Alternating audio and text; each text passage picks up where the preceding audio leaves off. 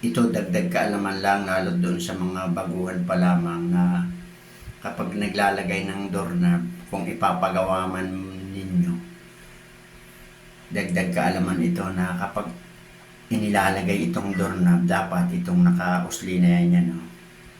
Kapag ka naglalak yan, dapat ito nakapasok. O yan, nakapasok siya, nakaganon. Dahil kapag kaya hindi nakapasok, masusungkit sa labas yan. Hindi magiging safety. Kaya gaganon yan.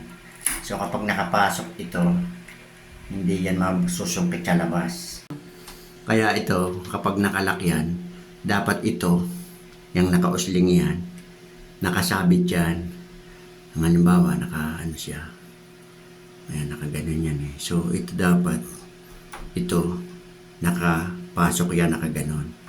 Pag nakalak ha, pag isinara yung pinto, ayan, dapat nakaganyan, nakapasok yan ito. Kasi ito, kapag kaya nakausin, nakaganyan, mas bubuksan sa labas yan, pag sinungkit yan. Kaya yung iba nga, ang pinanggagamit dito, yung ATM, yung plastic na ATM na gaganon sa labas. Pero kung ito, nakapasok, nakasanggay yan. Ay, sorry, nahulog. Ayan. Ito, nakasanggay doon sa pinaglalakan. Dapat ito, pag isinara na ganon, kaya nakaganon siya. So, kapag ito inilak, dapat nakaganon. Ayan, kapag nakaganon yan, hindi siya maitutulak. Ayan, hindi siya maitulak. Ayan. Kapag kaya nagsabay na nakapasok doon sa mismong lock, dito, masusungkit sa labas yan.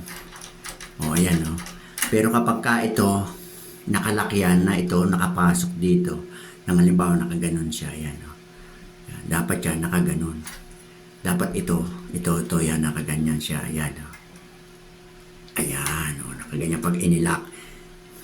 Nakapasok yung nakausling yun. Para ito, hindi na itutulak. Kasi pag sinungkit nga sa labas yan, hindi siya maitulak pa loob. Pero kung yan inaglock na nakaganon, na itutulak ko. Ayan. Kaya ang purpose nitong nakausling ito, yun. Dapat pag ito yung nakasara, ito nakababa. Para ito, hindi masungkit sa labas. Yan ang purpose. Pero pag kaya inakalak na nakaganon lang, wala. Pero kung yan inakalak na nakaganon, yan. Ganon, dagdag kaalaman. Lalo't doon sa mga baguhan pa lamang.